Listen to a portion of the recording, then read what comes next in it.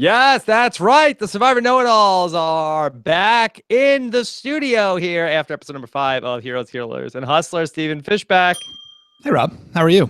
Good. How are you doing? It's not the same not having you right next to me, insulting me left and right. I have to have it just have it be over the internet. Yeah, you gotta get. It's harder to knock you off your game when you're, 1,000 miles away. Yes. Okay. Well, you'll try.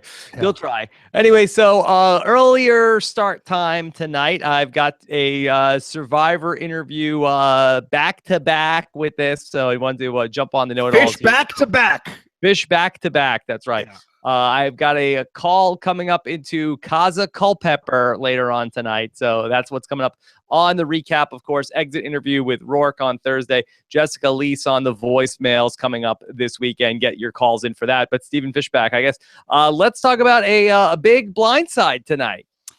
It wasn't a big blindside. It was like a blindside. There was a blindside. It was a surprise. I thought it was not clear which way Ryan was going to vote, right? We didn't know, is he going to side with Chrissy? Is he going to side with Allie? I have to say I was kind of disappointed in Ryan's gameplay tonight, where he, putting himself in that position, I thought was a bad decision. What did you think? Yeah, you know what? I have to say that I think that for Ryan's gaming, we saw him get very close with Chrissy, and we saw him talk about his social game. I thought his social game was not on display tonight because I felt like he put himself into this situation where potentially his closest ally in the game, at least his closest ally potentially in this tribe, is going to be walking away from this feeling very badly about her relationship with Ryan, and that's Allie. Yeah, the one thing, we always say on this podcast is, what is the one thing? No, it is the one JT real is the best, right? JT is the best is the one thing we always say. And I think let's leave it at that for tonight. Yeah. No, and the really the only place you truly prove trust and loyalty is in the voting booth. And, for Allie to walk out of that voting booth feeling betrayed by Ryan, not just that he voted against her, but that he didn't inform her, he didn't keep her in the loop. We had a tease of it next week. We always say, the other thing we always say on this podcast is, never trust the tease. But we do see Allie getting hurt next week about the fact that she was left out. It didn't have to happen like this, right? Ryan, if his social game was all that and not just a bunch of, charming, self-deprecating remarks, he should have been able to build a consensus, create, a consensus between his group. Yeah, I agree. We're on the same page on this one in terms of how Ryan should be handling that. There was no reason why, he couldn't get on the same page as Allie in terms of, working together. They should never be voting the opposite way, where it's like they should be having this meeting about, hey, what do you want to do? What do you want to do? We saw this happen earlier in the season when it's like, okay, well, Simone or Patrick, I don't know. But they got to get on the same side in this. Otherwise, that he's not just blindsiding Roarke, he's blindsiding Allie. Or, even if they don't necessarily agree, to at least have the conversation and be like, we're voting in opposite ways. I mean, I think by virtue of the pressure, probably Allie would have joined up with that group and been happy to vote out Roarke, right? It's not like she had any great investment in Roarke from the 3 days they spent together, although, bonds form fast. I mean, it is the case that easier said than done in terms of building a consensus, getting everyone together, getting everyone on the same page. Certainly looks easy from our perspective. Why don't they just have a conversation out there? Who knows what antagonism there is between Chrissy and Allie or whatever, but still, if your social game is your primary skill set, that's where you need to shine, is building that consensus. I mean, it's funny. Like I wrote a little bit about this in my blog, teasing my blog on people.com. That you said, don't believe the tease. Don't believe the tease. Yeah, anything I say is not canon, is fan fiction. Is that we always have this. The third thing we always say on this podcast is, always say yes whenever anyone approaches you about an alliance. And I feel like Ryan got a little bit lost in that rule. He said yes to so many people that he wasn't able to, he was just too busy saying yes. So do you feel like that this ultimately was the wrong move? We got to see that him have this moment with Chrissy when they first got to the merge last week about how, hey, I was the one that put the idol in your bag. Was that relationship with Chrissy worth potentially the wedge that he drove in between his relationship with Allie? I mean, I guess that's the question. And it is interesting. You know, I think Roarke did a really good job this episode of sort of teasing this idea of, I have all these hustlers, healers who are all in the game. You know, the healers are the biggest tribe right now. You know, they're, until Roarke leaving, they were all left in the game. So, you know, Roarke kind of sold that to Allie of, I've got all these people over there waiting for us at the merge. We can all go, you know, we can all work together. You know, the counter argument is there's all these healers. Take one out now. They're all going to stick together. Like, why not to use your opportunity to eliminate one? So what do you think, Rob? Like, what's the right decision here? But in terms of for Ryan, I don't know, that we didn't really see Ryan have much of a relationship with Roarke in the game. We saw him have a relationship with Chrissy. We saw Allie not really interacting with Chrissy. We saw Allie interacting with Roarke.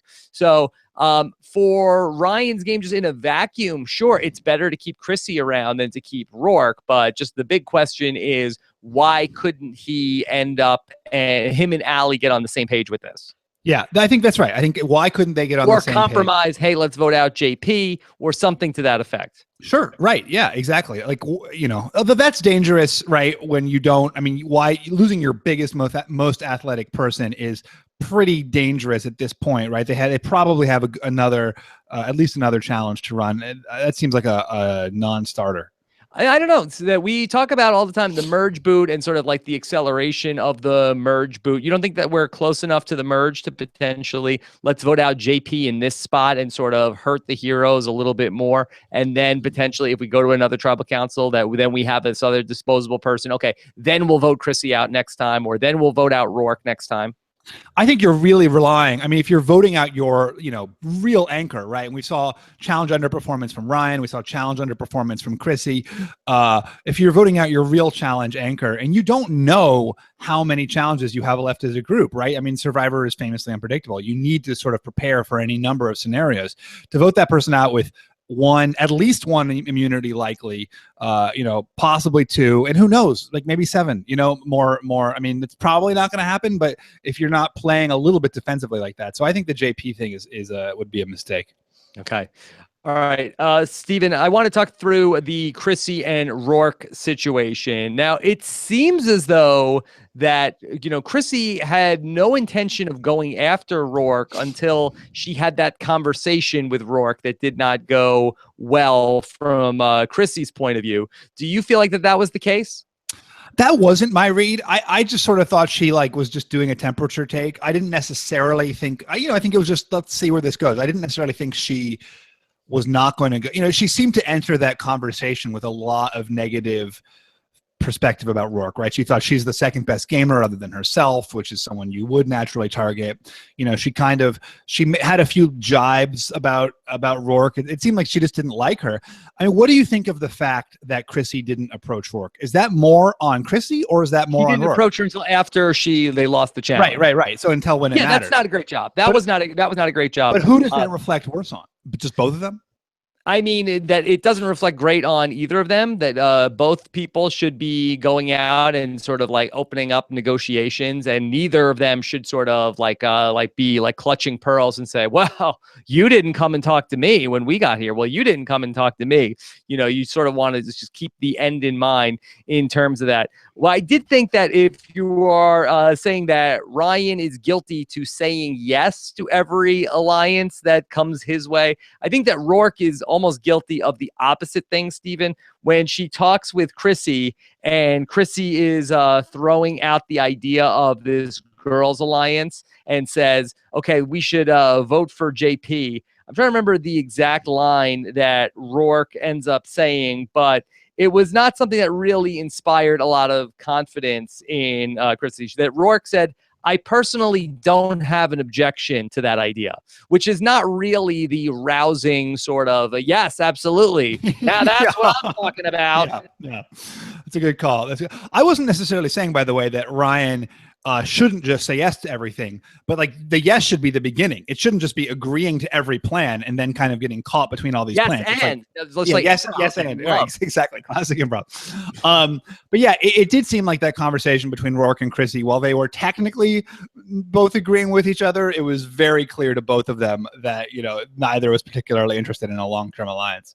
No, that was definitely not the case. And then in terms of that tribal council, it did seem as though things were, somewhat contentious. I feel like that we often, like with a blind side, I feel like that the players aren't as sort of obvious with what they were doing. I felt like for the most part, people were pretty much putting their cards on the table with the exception of Ryan.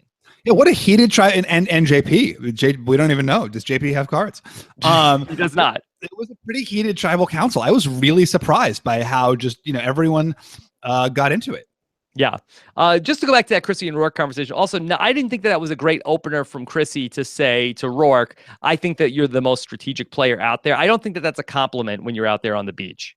Well, the way she said it, it was not a compliment. It was. I mean, I don't know. I think it's weird the way they talk about it. With Allie and Roarke saying, "Well, Ryan has the best social game." It's become so meta, where people are talking about the type of game you play, and in a way that's sort of weird. Like if you're identifying him as having a social game, does that not in some way suggest that it's all a game? That his socializing and his charm and his wit are all duplicitous in some way. You know what I'm saying? That in real life he's a very unsavory character and he's just putting on this facade to be out there on Survivor. That's not what I'm saying. That's not what I'm saying. No. It's just weird to say like, oh, he's a charming, fun, enjoyable guy. He has a good social game. It's like immediately taking it that one step further to sort of look back on it from the 10,000 foot level. But I want to get back to that question of what is the right move here if you are Ryan. And is it to go with, in terms of you got this 3 tribe, you have a dominant tribe in the hustlers, or the healers, do you take out a healer or do you try to hitch your wagon to the healers? I don't know necessarily if it's, that he's looking at it like I'm going to hitch my wagon to the healers. I don't know if there's a wrong move in terms of taking out Chrissy or taking out Roarke. I think that the part that I object to is the way that he handled the situation with his ally. That no matter what happens at that tribal council, I don't think that he's winning or losing the game based on that decision in particular. But I think that he's, we're coming back from Reno. I think that he's more pot committed to, hey, I sent this hidden advantage to Chrissy. She didn't play it. She has it in her possession. Look how smart I will look if I'm able to leverage this advantage down the road. And I think that he let his investment in keeping Chrissy around sort of blind him to probably the more important advantage of his game is this tight relationship with Allie. And I think that whether he wants to vote out Roarke or decides, okay, let me cut bait with Chrissy, I just feel like that they need to get on the same page. Yeah. I mean, listen, I can say, I think I can testify as much as anybody that longevity of relationships is really vital. I mean, people who who I was not that close with in Cambodia, just over time, you become incredibly close from the very fact of working together for so long. Yeah. So let me add one other thing. Are you buying into this idea of Ryan sent the advantage to Chrissy in the first episode? She now still has that advantage. He feels like, okay, I put in all of this investment into Chrissy and now it's paid off. She's here. I can't just vote her out. Do you feel like that there was some sort of sunk cost fallacy that made him want to keep Chrissy over voting out Roarke instead, and then keeping his ally happy? Well, she's also from New Jersey, Chrissy. So there's that. I mean, obviously, part of the reason why Ryan gave the advantage to Chrissy in the first place was that he felt some kind of connection with her. That probably was reinforced in the last few days, being on the same tribe. I imagine that part of it is, though, as you're saying, this feeling of we've got this special secret that we share between us. But we've talked in the past about how secrets keep alliances together. Having secrets between you are things, things that nobody else has. And there's very little, right? You have no possessions. So all you've got is your secrets out there. And, any kind of bond, just like you look for any reason to target someone, you also look for any bond to bring you together. So I'm not that outraged by him sticking with Chrissy. I just think it's bad that he didn't loop Allie in some crucial way. Yeah, I think we're on the same page. That I don't think that he could have made a wrong decision there. Except the only wrong decision he could have made was not include his ally Allie. They're very hard to say. Stephen, I wanted to also mention that here's Allie talking about something that you have often discussed about how the hustlers and the heroes have been to a tribal council before. They know what's up because they voted together, even though Allie and Ryan did not end up on the same page tonight. Yes, it's true that like you do sort of feel more of a bond from having voted together. You really know where you're, although in this case it was not true that she did not know where so this really disproved that sort of the sense. But yeah, but that's also why she's going to feel more betrayed by Ryan, right? It was because they had voted together in the past. Now, suddenly someone who she felt she could trust has voted against her. I mean, voting, that's the one place, right? Like the one place where people are so reliant on you doing the thing that you're going to say you're going to do. Because any deviation from that, like A, could really screw up your plans, but B, could go kind of haywire. Who knows what's going to happen if one stray vote leads to everything going wrong. Okay, Stephen, let's touch on a little bit of what's going on with Dr. Mike and his tribe. Also, I forgot to mention at the top of the show, hashtag RHAP to get your questions coming up here in this podcast in just a little bit. So Dr. Mike ends up finding the idol with Jessica. Was this a mistake to be working with Jessica so closely on this? Is she going to go and share this with Cole? Well, I think no, right? I think that Jessica has, fool her 3 times. Shame on someone. I think this is the end of sharing things with Cole for Jessica. I was very confused by that scene. Was Jessica just hanging out drinking while Dr. Mike dug in the sand? Why was Jessica also not drinking? She was the lookout. She was lookout, right? Okay, so I think that's important, right? And being with Jessica gives Dr. Mike a little bit of an alibi. I mean, obviously their alibi could be they're both looking for the idol, but if someone's off alone, people are going to start to say, where is that guy? But if 2 people are together, there's at least the sense that they're off doing some task together. Is this a especially bad look on Cole, Stephen, that he is not the one to find the idol at the well here on the former Hustler tribe, that he knew the location of the idol from when he was the one that had to explain the map to Joe? He is obviously the one who told Jessica about the whereabouts of the idol. How does he not end up being the person to go and find the idol on that beach? Well, it sounds like they were like, Jessica says to Dr. Mike, do you want to keep digging, right? Or do you want to try again at digging? So it sounds like they've been looking. So my guess would be that Cole has been digging and that he's been looking. And the reason we haven't seen it is because he didn't find it. He probably busy digging into the peanut butter. That's right. Yeah, exactly. So I think I would imagine, it's a well, it's a big well. You've got limited time at any one time unless you have a lookout. So my guess would be that Cole was looking and he didn't find it. Yeah. Do you feel like that Dr. Mike and Jess could be sort of the will Jess ever be more close in the game with Dr. Mike than she is with Cole? Will Dr. Mike get a kiss on the cheek? No, I'm not talking about romantic. Get your head out of the gutter, Stephen. You said close. That's as close as 2 people can get, is a kiss on the cheek. I guess so. Yeah. So do you feel like that could Jessica could her loyalties end up switching away from her romantic interest to somebody that she trusts more on a strategic level? Yes, 100%, right? I mean, I thought that was what happened. Does that happen on a reality show? Yeah, what do you mean? People... What does what happen? I feel like that, and I'm sure that the chat can give us that there are the times that it happens are few and far betwand. What about Malcolm? He ends up being much closer with Denise than with Angie. That is true. It did take a lot of and again, I'm not sure how he ultimately voted at that tribal council, but there was some concern that he had the booty blinders on in that tribal council. But I feel like that the history of reality TV is littered with the extinguished torches and Big Brother house keys of people who chose to go with their showmance as opposed to somebody who was more of a strategic ally.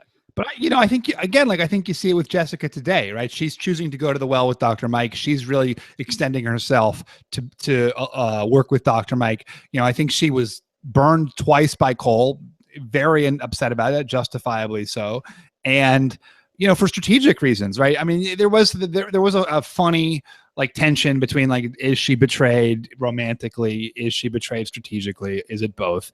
But ultimately, it seemed like her bigger frustration was the strategic betrayal, and that's why, you know, I thought she was building that bridge with Dr. Mike. I don't see Jessica necessarily being, you know, just blindly following Cole necessarily. Yeah. For the first time this season, I have to say, I really am starting to feel like fortune's rising for Dr. Mike. I really felt very nervous about his prospects coming into this season. And certainly Joe painted a big target on his back early on. But now look at Dr. Mike. He seems to have found a real ally in Jessica. He now holds a immunity idol. You feel like that at least you get him to the merge. And then he's the kind of player where after the merge, I think he's going to be very hard to pin down. Never underestimate Dr. Mike. It's the theme of his life. It's the theme of his life. So that he is going to be somebody to watch out for, Stephen. And I did feel like is he the first person ever to have like an honorific attached to his name, like from Probst? And has he asked for it? Probst calls him Dr. Mike. Has he asked to be called Dr. Mike, or like how is that? I guess Papa Bear. I don't know. Is that an honorific? I don't know if Papa Bear is necessarily. I'm not sure. Yeah. I'm not sure. That we will have to go through the list of. I have a feeling that there has to be. But no, I think this might be the first ever credential that's become his name. You know, I mean, Coach is like. I mean, that's not like doctor, right? I think we can agree that. And it wasn't Coach Wade. It was just Coach. Dr. Mike. I feel like it might be a first for Survivor. That's interesting. Well, I'm sure that the listeners will be able to get to the bottom of that. We saw this scene, you know, a really dramatic scene to open the episode where Ben ended up, you know, being very upset about the loud noises that sort of come from when you burn, like whether it's firewood or bamboo, those loud noises. And Ben got to share his, you know, a very touching story about what it's like to be somebody who has served as a veteran, and then what that's like, and how people obviously nitwits like you and I do not, you know, we'll never understand anything of what that's like. But very, very emotional moment. Yeah, it was a really powerful moment, and you know, it's great. I mean, that's what's one of the things that's so great about Survivor is you get these people who have experienced so much and come from all these different walks of life, and it's an opportunity to, you know, hear their stories and get a little bit of a glimpse into that other people's lives and world. Yeah, and really kudos to the show for being able to capture like a real moment, and it was not just something that was sort of like just in a confessional that, you know, really felt shoehorned in there. There was something that happened. You wonder. I thought he got like burned. I thought, you know, because sometimes these things explode, and I thought that there was like some sort of like he got something like in his eye, but no, it was just the noise that was really bothering him. And then we got to see that and then hear the backstory on it. Yeah, it was great. That was really great. And I mean, you must have been surprised when Lauren walked down to the water and he wouldn't even talk to her, like even Lauren. Mm-hmm. That's right. His closest ally. So that was very, very surprising. Yeah. And then Stephen, we got to see a little bit of the group that we spent so much time talking about last week, the Levu tribe, after Anglin went out. And it did feel like that, Stephen, that a reward does heal some wounds. That after the tension, you know, getting, you know, coffee and all of these pastries did seem to heal things a bit. Yeah, it did, but it was interesting. The former heroes tribe. Well, sort of heal things, but you know, certainly Devin and Ashley were saying to each other that they would never work with the other two, that they would rather, you know, have a tie vote than go with them. So I don't know how much healing there is if it's there's that much tension and animosity. I mean, maybe that may have been before the reward.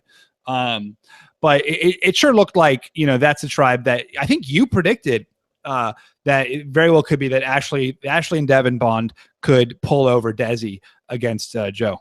Yeah. I always get nervous when you start off with "you predicted" because I feel like it's going to be the beginning of an "I told you so." But no, it will be interesting to see. I don't know if that necessarily we're going to, if those seeds have been sown. We haven't seen Desi at all talk about how that she's unhappy with Joe following that. And I kind of feel like if that was going to happen, I think we would have seen maybe a confessional from Desi, like, Joe really put me in a bad spot last night. He's too much of a wild card. It did feel like that people were giving him props after that tribal council. So that was very interesting to see what is going to happen there. All right. But rewards are real. I mean, speaking of Joe's, the great Survivor sage, Joe Anglin, he always says that rewards are crucial just because they get your head right for the game. Of course, that's why he's such a great player. But I think it really matters. Like going on a reward is getting that reward, getting that food, just like it jumpstarts your brain in a way that, when you're so deprived, you have no energy. You're like, you do dumb things. And a lot of the time when we're sitting here saying, why are they so dumb? Why do they not do this obvious thing? It's because like their brains are literally eating themselves. Okay. All right. We're going to jump into the questions. I just want to quickly mention 2 weeks from tonight, Stephen Fishbach are going to be live at Lincoln Center in New York City. How about that? Wow, Lincoln Center.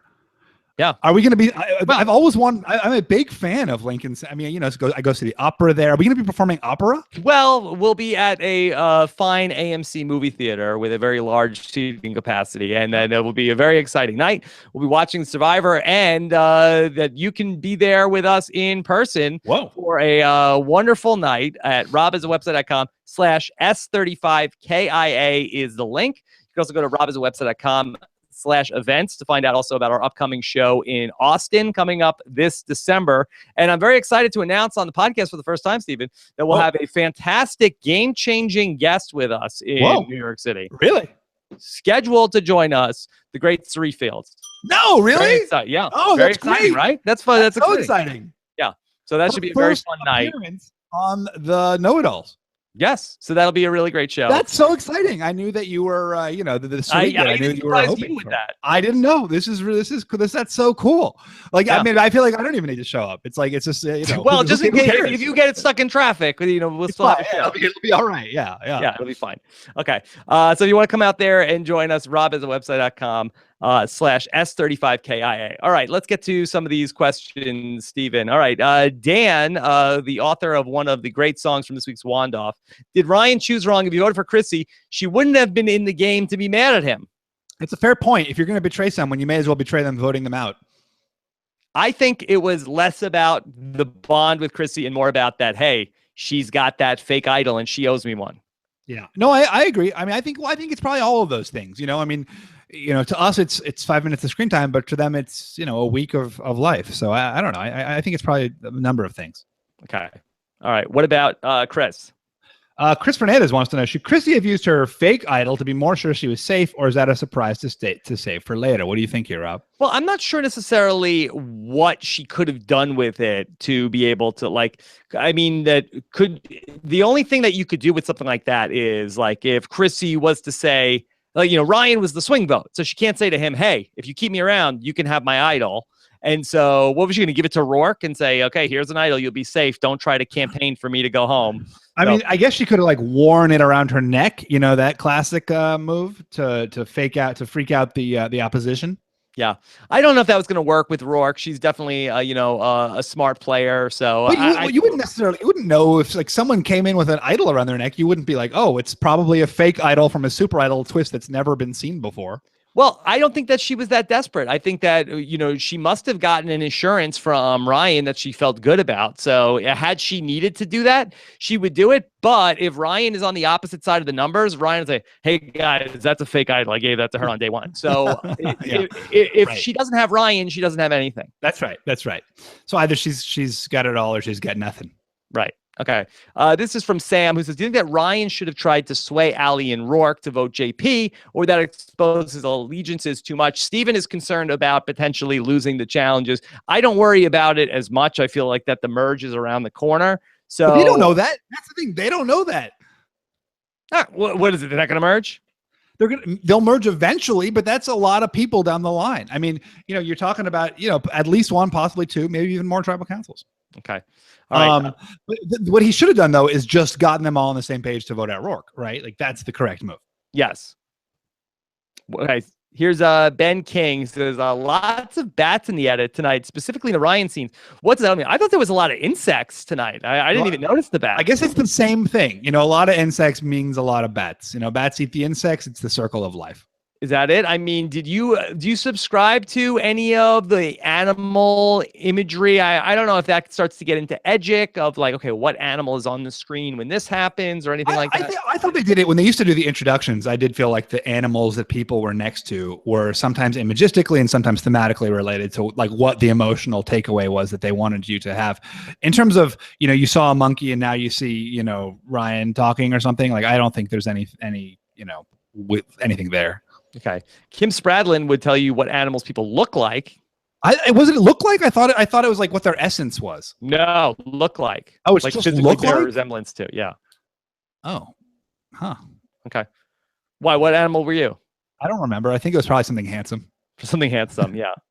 Okay. Let's do a couple more questions. Kirk Clark, the tabulator.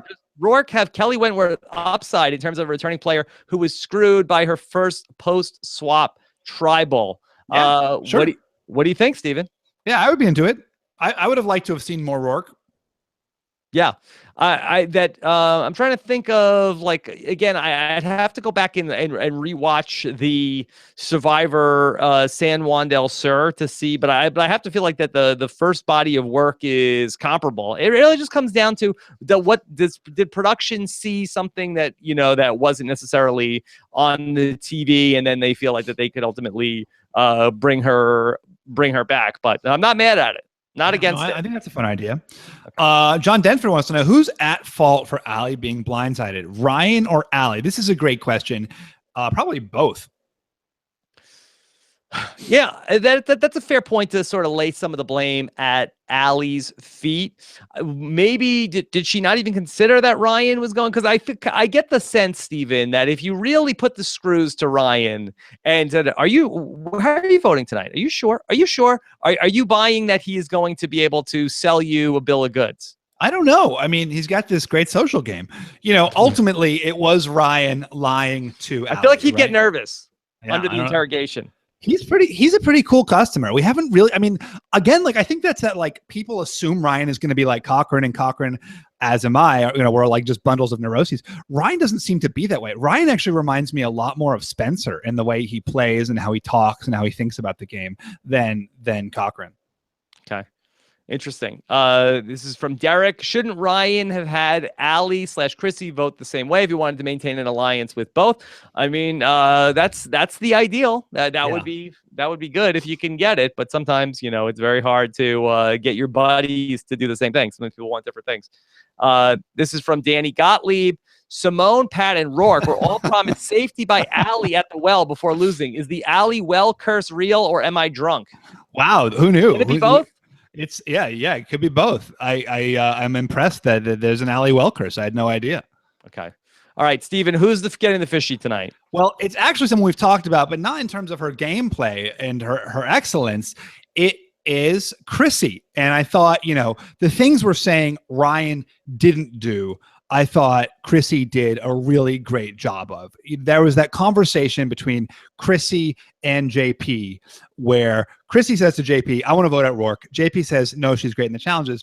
Then Chrissy lies and sells him a bill of goods. She says there's an all-female alliance happening. JP immediately switches. Yeah, well, obviously she's got to go then, which was, I love that because I talk about this in my blog, but there is this history of terror from male Survivor contestants about the possibility of a women's alliance. And the comparison I make is to the Salem witch trials, where many more people have been voted out for fear of a women's alliance than actual women's alliances have been made in the game. But I thought Chrissy did a really great job of getting her way. And that's what we're saying Ryan should have done, right? Nobody else wanted Roarke out. Chrissy was the one who wanted Roarke out, and she made it happen. She convinced JP to go along. She convinced Ryan to go along. Fishy worthy. Okay. All right. Great job, Stephen Fishbach. Here's what else is coming up here on Rob as a website. The Tarrant Show, Brent Wolgamott Part 2. Rave reviews for Brent Wolgamott Part 1. The sequel is here. Check out the podcast everybody's talking about. Spoiler alert. Yeah, that. Okay. And then also check out the 5th exit interview of Survivor 35 coming up tomorrow with Roarke. Very excited about that. And then I'll be calling Kaza Culpepper in about 2 minutes. So very excited to check in with that. And then also check in on the RHAP B&B, Brent Wolgamott, fresh off of his Tarrant Show interview. Wow. That he will be then joining the RHAP B&B. So, and don't miss Why Blank Lost with David Bloomberg and Jessica Lewis. So, very exciting stuff coming up on the podcast. Join us in 2 weeks at the live show if you can make it out there. robaswebsite.com/events for all the information about New York and Austin. Thanks so much, Stephen Fishbach and Scott St. Pierre behind the scenes. Take care, everybody. Have a good one. What's the hashtag? What do you want? I don't know. I'm no good with this. Okay. If you don't have one, don't ask for one. I think that's the rule. So you only ask for one, you have one? Yeah. I mean, you got anything? Hashtag Papa Bear. Hashtag Papa Bear. All right. Take care, everybody. Bye.